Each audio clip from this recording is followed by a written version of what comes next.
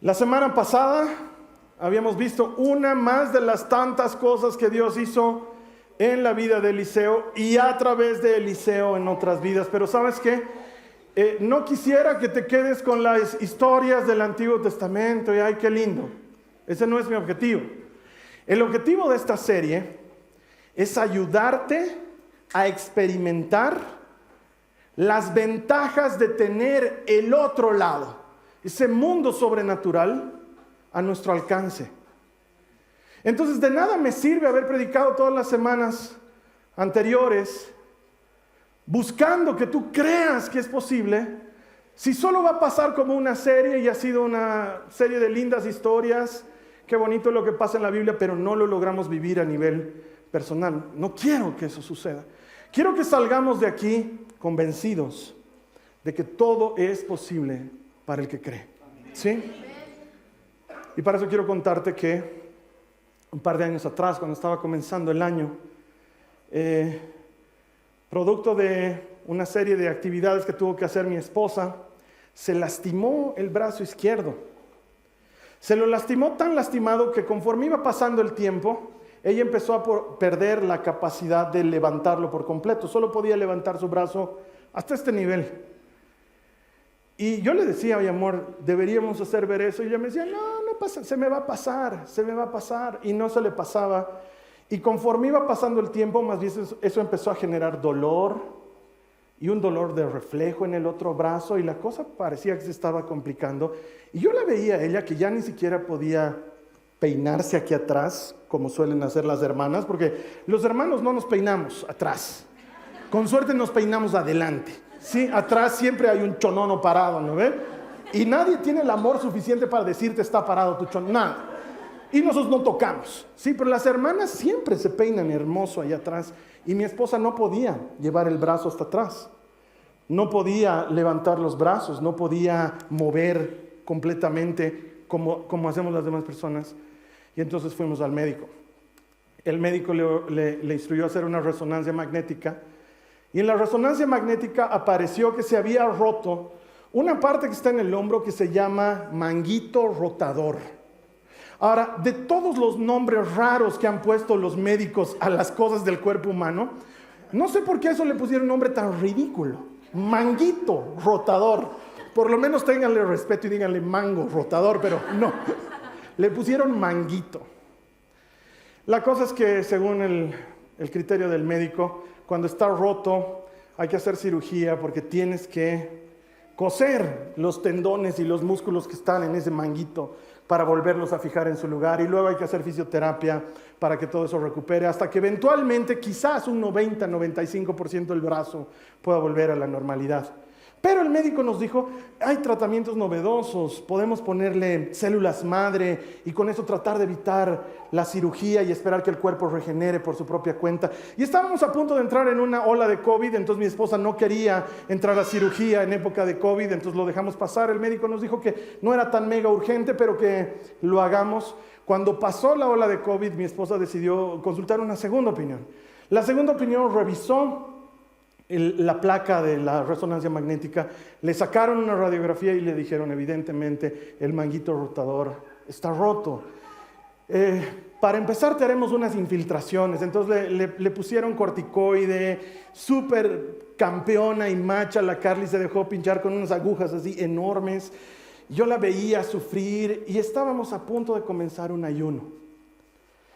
En Jasón siempre les enseñamos que los ayunos no los hacemos para lograr algo de Dios.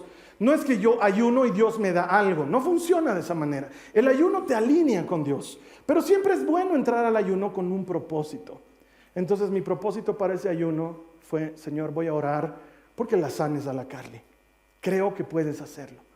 Y durante todo el ayuno, mi oración era, Señor, toca su hombro, toca el manguito tal y sanalo en el nombre de Jesús.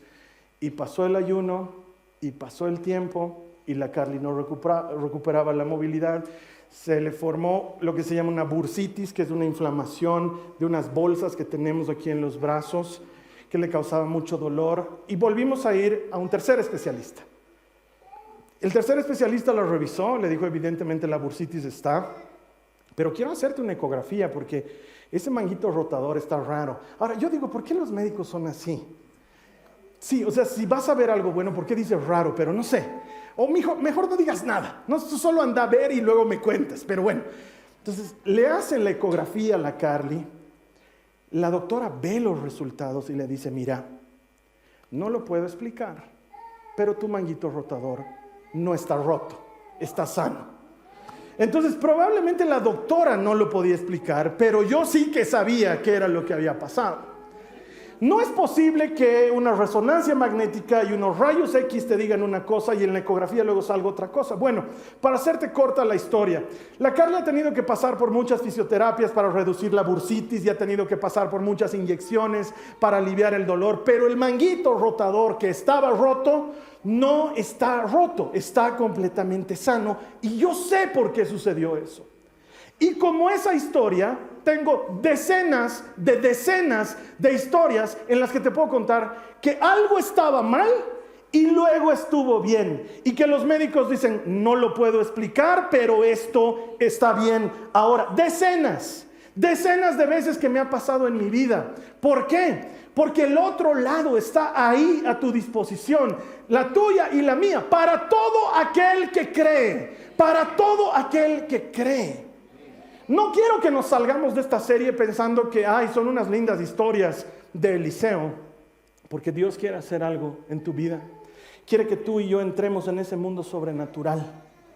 Cuando los discípulos conocieron a Jesús y empezaron a caminar con Él, no había pasado mucho tiempo de instrucción cuando Él les mandó a predicar el Evangelio y anunciar las buenas noticias. Los mandó de 2 en 2, quizás alguno de ustedes haya escuchado ese pasaje alguna vez. Los mandó de 2 en 2 y les dijo, vayan y anuncien las buenas nuevas del reino, sanen enfermos, echen fuera demonios, anuncien que el año de gracia del Señor ha llegado. Los discípulos, sin haber tenido formación específica en las Escrituras, fueron a los pueblos donde estaban enviados y sanaron a los enfermos y echaron fuera a los demonios y volvieron alucinando diciendo, Señor, hasta los demonios se nos sujetan cuando oramos en tu nombre. Y Jesús les dijo, no se emocionen de que los demonios se sujetan a ustedes.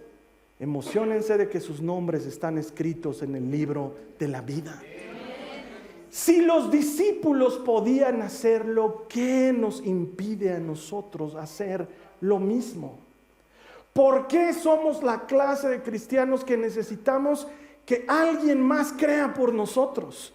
Que el fulano me lo ore, que la sutana me apoye en esto. ¿Por qué? Si el otro lado está a disposición tuya como mía. Ese mundo sobrenatural, Cristo lo compró para nosotros en la cruz del Calvario. De hecho, mira lo que dice la palabra de Dios en Juan, en el capítulo 14, en el verso 12, dice, les digo la verdad, todo el que crea en mí, hará las mismas obras que yo he hecho. Y presta atención, ¿qué dice a continuación? Dice, y aún mayores, porque voy a estar con el Padre. Después de la resurrección de Jesús, los discípulos empezaron a experimentar una vida tan sobrenatural como la de Eliseo. De hecho, la Biblia solo registra una persona con más milagros que Eliseo, y ese es Jesucristo. ¿Sí? Eliseo hizo muchos milagros, pero Jesucristo hizo muchos más.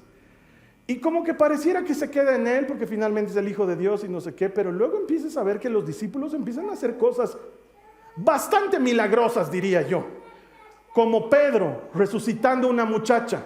Había muerto, Pedro ora por ella y resucita. Es más, la obra de Dios a través de Pedro era tan poderosa que la palabra nos cuenta que Pedro salía a caminar por las calles y la gente, sabiendo que Pedro iba a pasar, sacaba a sus enfermos a las calles para que la sombra de Pedro los toque, porque la sombra de Pedro los tocaba y los enfermos se sanaban. Hasta donde yo recuerdo, nunca le vi a Jesús sanar con sombra, pero Pedro sanaba con sombra. La Biblia nos dice que Pablo oraba por los pañuelos y los delantales de las personas que estaban enfermas, y luego llevaban ese pañuelo y se lo ponían al enfermo encima, y el enfermo se sanaba. El pañuelo se volvía milagroso. Había que hacer, pare de sufrir agora, eu vou vender a você el pañuelinho que oró Pablo. No era el pañuelinho. Era Jesucristo cumpliendo su promesa. cosas mayores harán ustedes, porque yo voy a estar con el Padre. Ese es nuestro nexo con la fuente de poder. Se dice que Pablo estaba, después de haber sobrevivido a un naufragio, estaba armando una fogata. Y al alzar los leños, ¡pum!, una serpiente se le agarra del brazo y lo muerde. La gente que estaba alrededor dice: bien maleante ha debido ser este. ¿Por qué? Ha sobrevivido al naufragio y los dioses deben querer que se muera, por eso una serpiente lo ha mordido. Pablo seguramente sintió dolor porque no nos volvemos extraterrestres o supermanes, seguimos siendo humanos. Le ha debido doler, pero el men se sacudió la serpiente y siguió armando su fogatita. Los otros lo miraban y decían: ¿qué rato se muere? ¿Qué rato se muere? ¿Qué rato se muere? Esperaban que se hinche, que le pase, nada. Y después de un rato dijeron: este hombre debe ser un hombre justo. Eso para mí son cosas mayores que las que se vieron con Jesús. ¿Y cómo no van a ser cosas mayores si 2000 años después de Él seguimos hablando de Jesucristo? Todas las otras cosas han pasado. Ya no hay adoradores de Baal y esas macanas, pero Cristo sigue vigente. Estamos facultados a entrar en ese otro lado donde la vida sobrenatural está a nuestra disposición. Por eso te quiero contar un mensaje en la Escritura que creo que nos puede animar a entrar en ese otro lado. Dice que los discípulos Juan y Pedro estaban yendo a adorar como siempre al templo, y que en una puerta que se llamaba la Puerta de la Hermosa, porque así dice que se llama, no sé por qué se llamaba Puerta de la Hermosa, no sé si era una puerta hermosa o si alguna hermosa pasó por ahí y dijo: es mi puerta, no tengo idea. Se llamaba Puerta de la Hermosa. Había un paralítico ahí que hace 40 años mendigaba pidiendo dinero, paralítico. Pedro y Juan estaban pasando por esa puerta y vieron al paralítico y se acercaron a él. El paralítico se puso feliz porque dijo: me van a dar dinero. Y les extendió la mano y Pedro lo miró y con autoridad y con mucha fe le dijo: no tengo oro y no tengo plata, pero lo que tengo te lo doy. En el nombre de Jesucristo de Nazaret, ponte de pie y camina. Y lo tomó de la mano y el hombre se puso de pie y empezó a brincar de alegría. Entonces la gente que estaba alrededor se dieron cuenta que era un milagro evidente porque lo conocían. Era el paralítico que hace 40 años pedía plata en el mismo lugar. Entonces se acercaron a ver el milagro y Pedro dijo: es un buen momento para hablar del evangelio. Y cobró coraje y les habló y les dijo: ¿de qué se asombran que este hombre haya sido levantado de su parálisis? Si fue sanado en el nombre de Jesús de Nazaret, a quien ustedes crucificaron. ¡Wow! Ese tipo está loco. Y empieza a predicar con vehemencia y con autoridad y la gente siente la convicción del Espíritu Santo. Pero los que estaban a cargo del templo, que eran saduceos, escucharon y dijeron: un ratito, resurrección de los muertos, eso va en contra de nuestra enseñanza. Y los agarraron y los metieron presos y estuvieron toda una noche en el bote. Y al día siguiente los sacaron para un juicio. Y ahí, cuando los están juzgando, viene esta porción de escritura que quiero que leamos. Dice: los miembros del concilio quedaron asombrados, Hechos 4 en el verso 13. Dice: los miembros del concilio quedaron asombrados cuando vieron el valor de Pedro y de Juan. Porque veían que eran hombres comunes, sin ninguna preparación especial en las escrituras.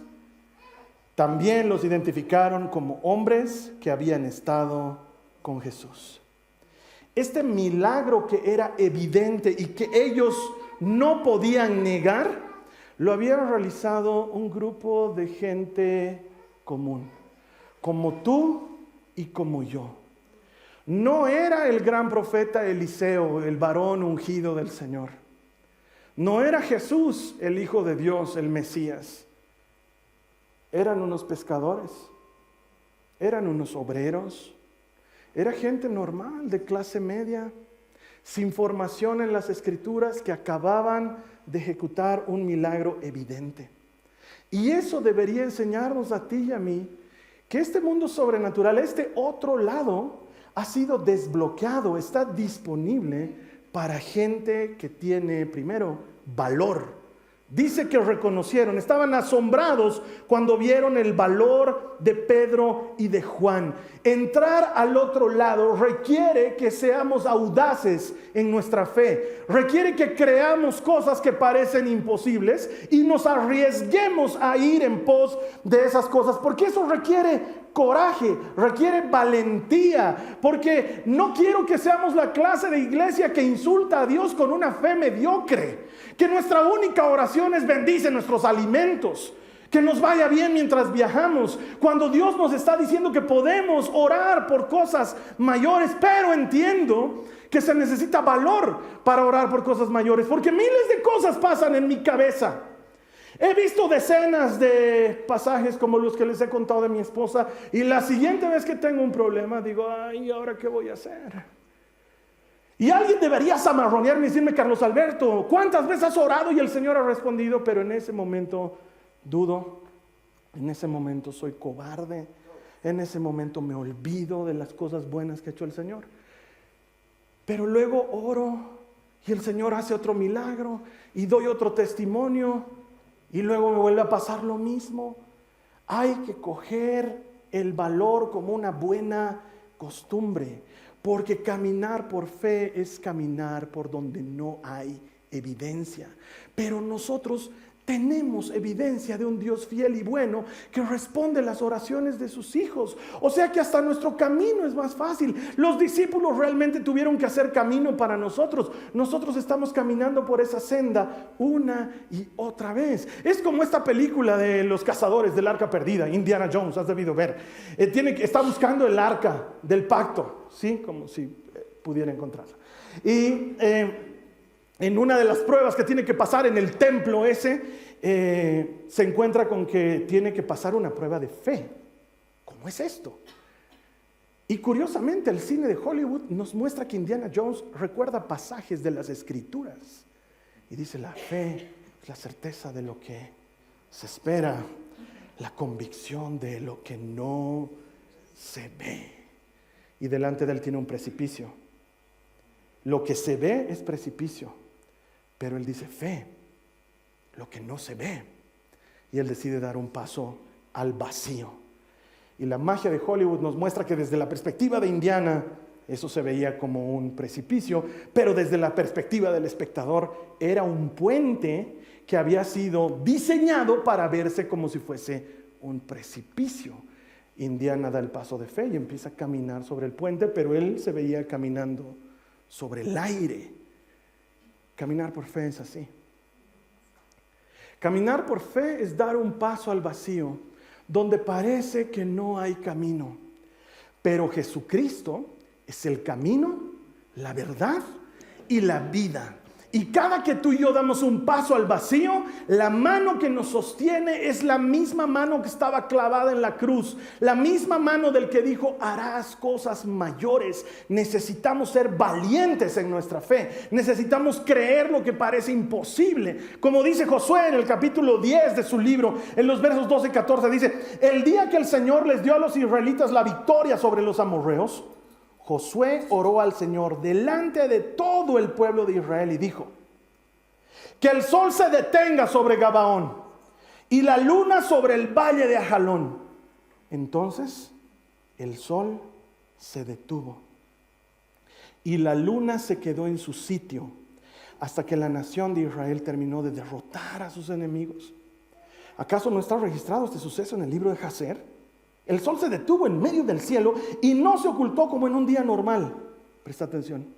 Jamás, ni antes ni después, hubo un día como ese cuando el Señor contestó semejante oración. Sin duda, ese día el Señor peleó por Israel. ¿Qué clase de coraje tiene que tener Josué para pararse en medio de toda la gente y decir, Señor, ayúdame? Sol, detente. Y si no se detiene, y si no pasa nada, ya se está ocultando el sol, José, ora de nuevo. Se necesita coraje para creer que Dios es capaz de hacer cosas imposibles, porque el otro lado está a disposición de la gente que tiene una fe valiente, una fe audaz. Por eso quiero invitarte a que te animes a hacer oraciones mayores. ¿Tienes un enfermo en casa? Ora por el enfermo. No esperes a que alguien más vaya a orar por él. Tienes un matrimonio quebrado, ora por tu esposo, ora por tu esposa, hasta que Dios obre. Tienes problemas con los hijos, está en drogas, está en pornografía, está en trago, está en el stronger, ora por él. El Señor es fiel y bueno para que el stronger salga campeón. Amén. Amén. Hay equipos que necesitan oración ahorita. Oren por esos equipos. Ustedes saben qué equipos son. Porque a Dios le encanta que le creas por cosas imposibles. Él le encanta. Es como esa tarde que suena mi timbre y la María Joaquina está en la puerta de mi casa con 5 o 6 muchachitos, todos con sus bicicletas. Yo abro la puerta y le digo, mi amor, ¿qué ha pasado? Y me dice, los he traído para que arregle sus bicicletas. Y yo dentro de mí digo, yo no sé arreglar bicicletas. Y la María Joaquina se da la vuelta y los mira a sus amigos y les dice, él es mi papá, arregla todo. Y luego me mira y me dice, ¿puedes arreglar sus bicicletas, no ve, papá? Y yo le digo, pero para luego es tarde, hijita, y saco mis herramientas y me lleno de grasa y arreglo todas las bicicletas, las arreglo todas. Y la María Joaquina se va con ellos manejando las bicis. Gracias, señor, gracias. Me dicen, ve que arregla todo mi papá. ¿Cómo no voy a arreglar si mi hija me está diciendo que arreglo todo? Tengo que arreglar todo. Si yo, que soy malo y soy un inútil, sé hacer cosas buenas para mi hija, ¿cuánto más, dice Jesús, hará el Padre por aquellos que confían en Él? ¿Cuánto más hará? Pero hay que ser valientes.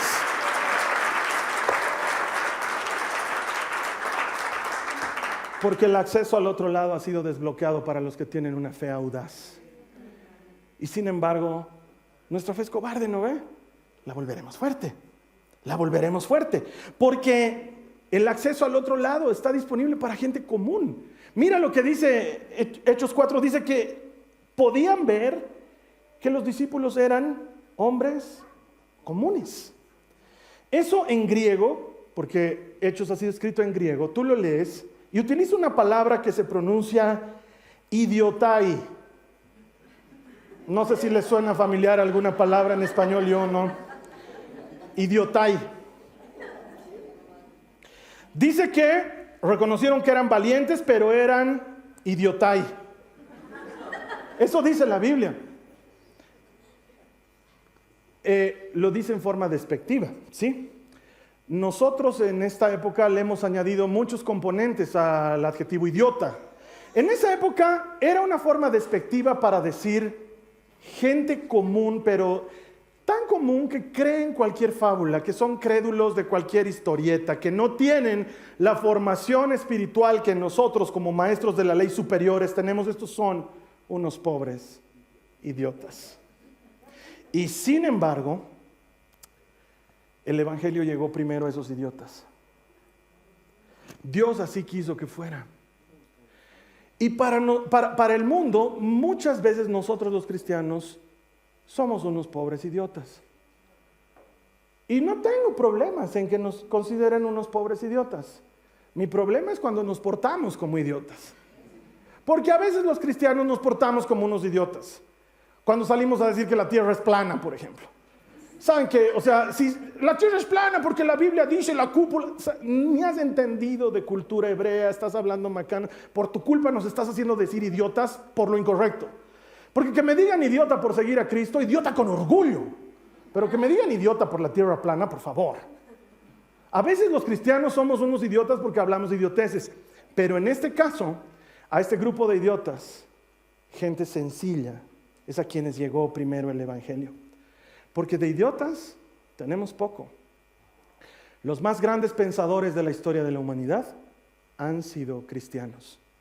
Y los más grandes filósofos en toda la historia de la humanidad han sido cristianos. Y los más grandes líderes de todo el planeta, incluso hoy, son cristianos. Los cristianos podemos parecer idiotas al mundo, pero para Dios somos gente sencilla. Porque se necesita ser sencillos para creer que se puede alimentar a 5,000 con 5 panes y 2 peces. Porque si no eres sencillo te vas a preguntar, ¿cómo un manguito rotador puede sanarse así nomás, sin coserlo? ¿Cómo puede suceder eso? Porque hasta donde yo sé, para que haya una regeneración a nivel celular en un tejido como el que tiene el manguito, y te vas a empezar a cuestionar cosas, entonces vas a tener que o rendirte a la evidencia física o ser sencillo y creer que Dios puede hacer mucho más de lo que podemos pedir o pensar según el poder que actúa en nosotros. El evangelio llegó a gente sencilla. Mira lo que dice Mateo 11:25, dice: en esa ocasión Jesús dijo la siguiente oración: oh Padre, Señor del cielo y de la tierra, gracias por esconder estas cosas de los que se creen sabios e inteligentes y por revelárselas a los que son como niños. Ese evangelio llegó a gente sencilla, niños, mujeres, enfermos, pobres, cobradores de impuestos, prostitutas, gente de clase media, trabajadores que ganaban el pan de cada día. A esos les llegó la buena noticia, y debería ser una buena noticia para nosotros, porque eso quiere decir que todos calificamos. Todos somos bienvenidos en la iglesia. A nadie se le bota de la iglesia, porque la iglesia no es una élite. La iglesia es un lugar donde todos somos bienvenidos, y eso te incluye a ti. Eso te incluye a ti. Mientras haya iglesia, tienes un lugar en esta tierra. Por eso nosotros te decimos que tú no vienes a Jasón, tú eres Jasón. No te pueden botar de un lugar al que tú perteneces. ¿Y eso quién lo compró? Cristo, en la cruz del Calvario, para que el evangelio esté a disposición de gente sencilla como tú y como yo. Porque tal vez también te han botado de algún lugar. A mí me han botado de varios lugares. Cuando yo tenía 17, 18 años, yo me colaba a todos los 15 que había. Para los que están afuera, los 15 son las fiestas de 15 años que se hacían a las quinceañeras. Para los gringos son My Sweet 16, ¿no ves? My Sweet 16. Nos colábamos. De hecho, en el auto de mi amigo, porque uno de ellos tenía que tener auto, en el auto de mi amigo, en la maletera, teníamos varios sacos de terno. Entonces, cuando íbamos a salir el fin de semana, todos salíamos de jean y camisa blanca, ¿sí? Y si el 15 era muy elegante, sacábamos los saquitos de atrás, nos poníamos y nos metíamos al 15 de contrabando. Entonces, nosotros hemos ido de todos los colegios de La Paz. Nos agarraron en la puerta y: ¿de qué colegio eres? Ya habíamos averiguado, pues, del San Ignacio. Ya, pasen. Cuando estábamos allá adentro, ahí se daban cuenta que no éramos del San Ignacio, y varias veces me han botado. Y cuando me botaban, yo me salía y en la puerta les decía: de mejores 15 me han botado. ¿Sabes de dónde nunca me han botado? De la iglesia. Nunca me han botado. Yo no siempre he sido pastor, no siempre he sido el Carlos Alberto que predica. Durante muchos años he sido una piedra en el zapato, un dolor de cabeza, un chiquito rebelde, uno que tiraba puertas, uno que contestaba de mala manera, uno que hacía las cosas sin ganas, pero nunca me botaron, nunca me dijeron: te vas, problemático. Siempre había una segunda oportunidad. ¿Sabes por qué? Porque la iglesia está abierta para la gente sencilla. Mira el evangelio.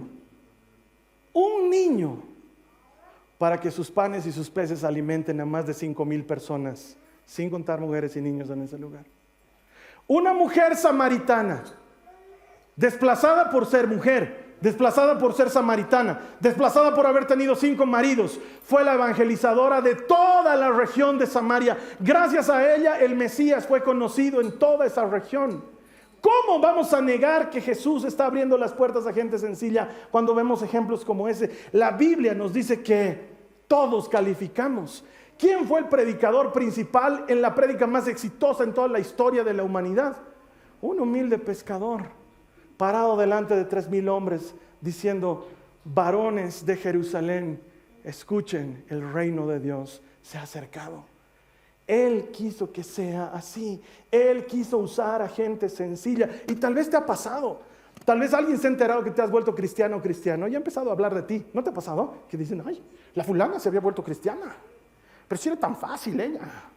Si era tan fácil. Claro, fácil también ha debido entrar a esa iglesia. ¿No te ha pasado? ¿O te has vuelto cristiano y entonces: ay, pero si ese era un maleante en su oficina, yo lo conozco, todo lo que ha robado. Si he trabajado con él en el Fombis, he trabajado con él en el fondo de no sé qué, he trabajado a la derecha. Le he visto yo robar. cristiano ahora había sido, claro, pues debe estar ahí con los diezmos y las ofrendas. ¿No te ha pasado? Pero mira lo que dice la palabra del Señor. 1 Corintios, el capítulo 1, versos 27 al 29 dice, en cambio, Dios eligió lo que el mundo considera ridículo para avergonzar a los que se creen sabios. Y escogió cosas que no tienen poder para avergonzar a los poderosos. Dios escogió lo despreciado por el mundo, lo que se considera como nada, y lo usó para convertir en nada lo que el mundo considera importante. Como resultado, nadie puede jactarse jamás en presencia de Dios. ¿Por qué? Porque es un regalo. Tú y yo estamos aquí hoy como un regalo. Tú estás conectado aquí hoy como un regalo. Y si me estás viendo de aquí a 5 años en YouTube, estás viendo esto como un regalo. Por eso te llega gratis. Por eso no cobramos por la prédica. Porque lo que gratis hemos recibido, gratis lo vamos a dar. ¿Por qué? Porque Él quiso que fuera así, para gente sencilla. Y el otro lado está disponible para todos aquellos que tienen una fe sencilla. Eso nos habilita a todos nosotros. Todos encajamos en eso.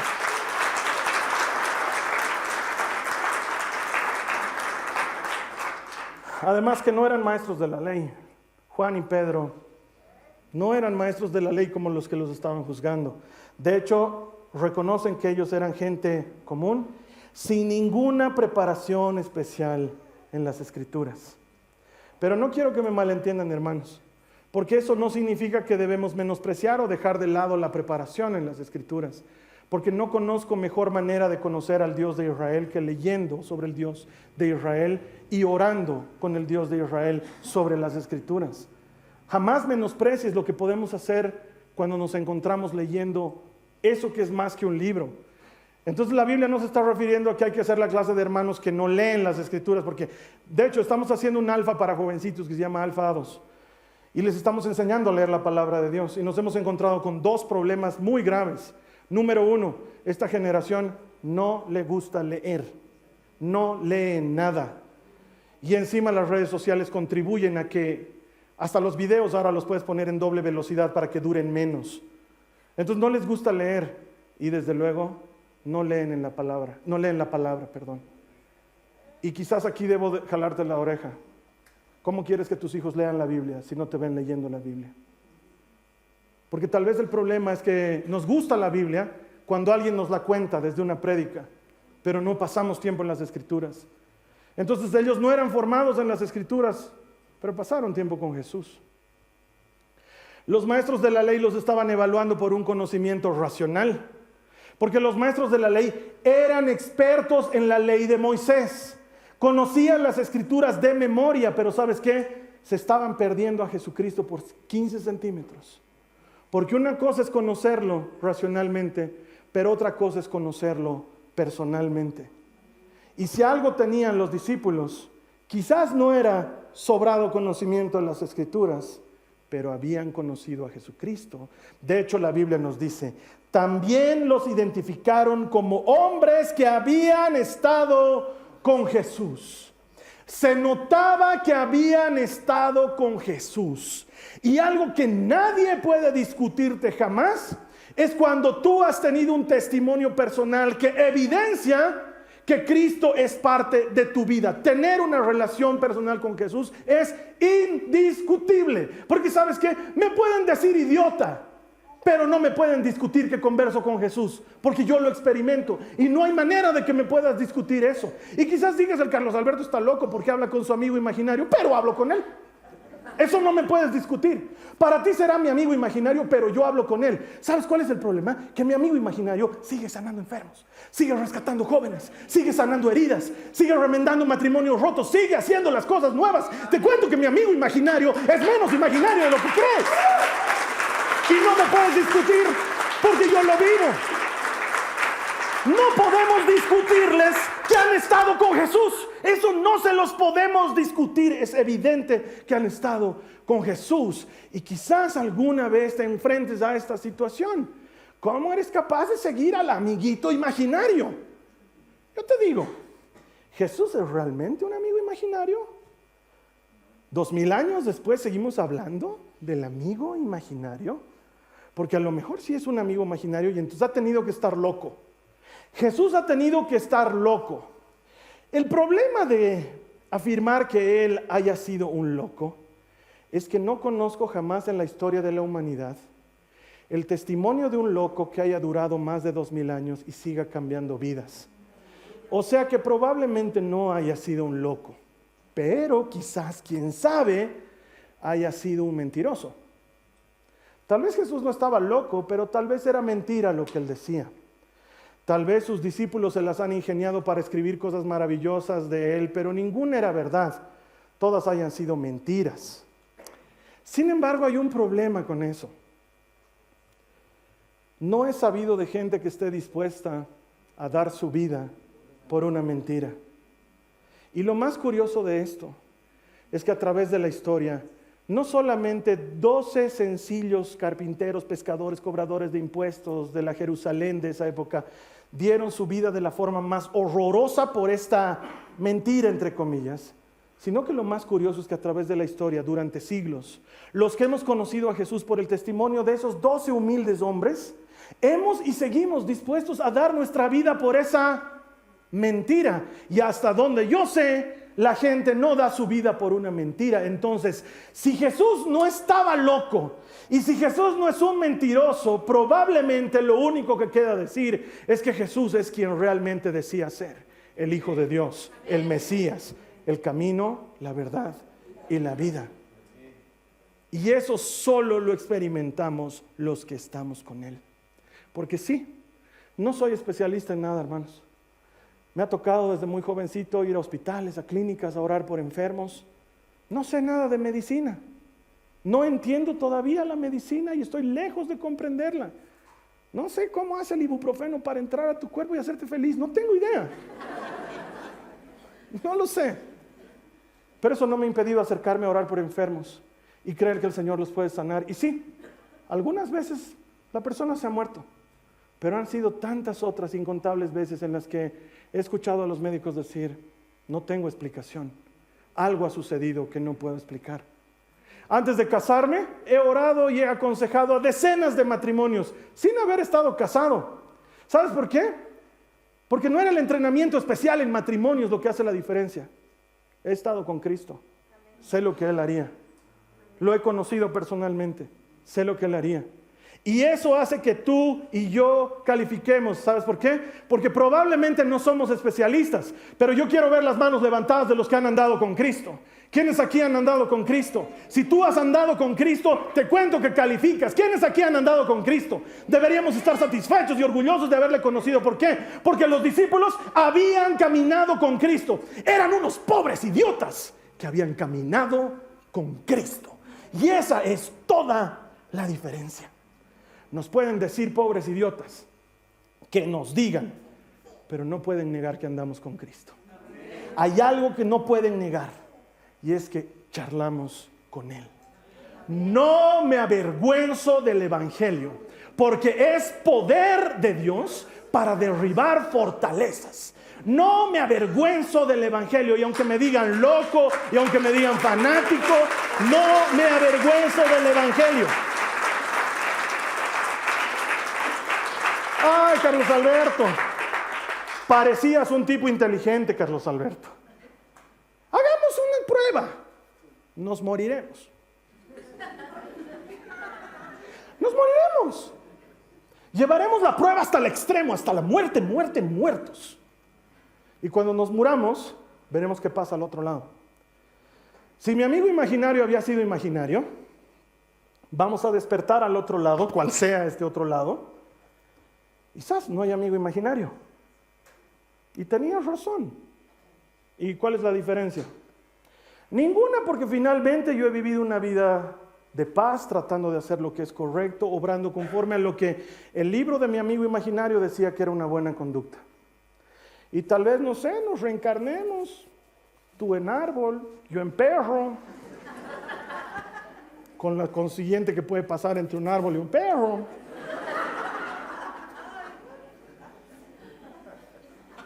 El grave problema es si tú y yo nos morimos y del otro lado Dios sí existe.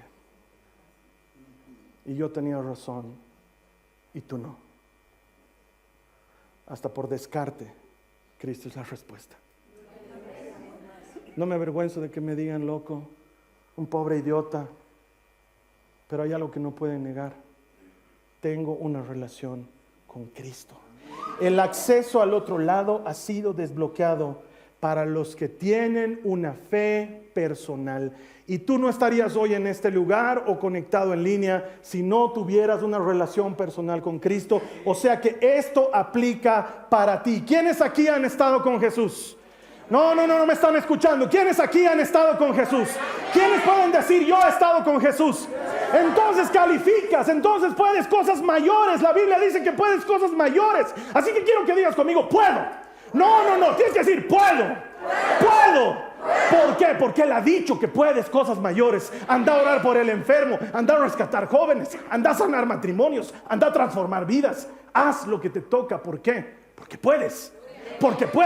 Porque Él dijo, harán cosas mayores porque yo me voy al Padre.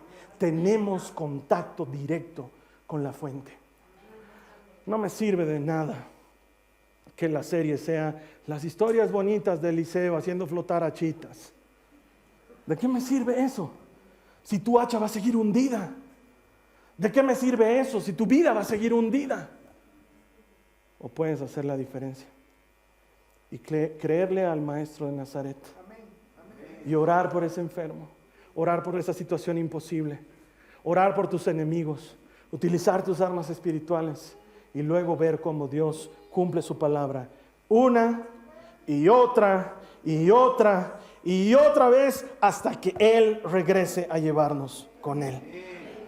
Quiero ayudarte a orar, Jasón. Quiero que cierres tus ojos. Cierra tus ojos y vas a decirle conmigo al Señor Jesús: Señor Jesús, te doy gracias por animarme con esta palabra, por no dejarme fuera, porque tú eres el único que nunca me ha rechazado. Sé que tengo un lugar a tu lado y que en ti tengo todas las respuestas que necesito. No lo haré yo, lo hará tu Espíritu a través de mí. Y tú me has prometido, y yo te he creído, que puedo hacer cosas mayores. Me toca. Es el tiempo del Espíritu.